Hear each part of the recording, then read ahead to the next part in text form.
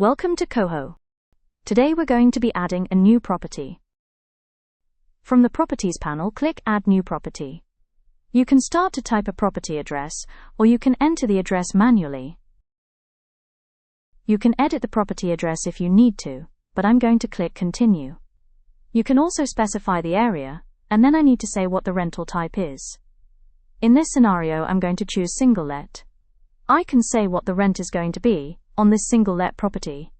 I can specify if there's going to be a deposit required, if a guarantor is required, and if the property is available soon, or it is actually occupied.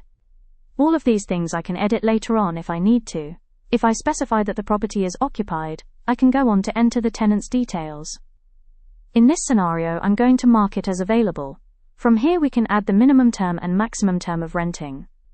We can say whether bills are included, the tenant arranges the bills, or the manager is going to collect the bills and pass that on to the tenant. From here we can click Save Property.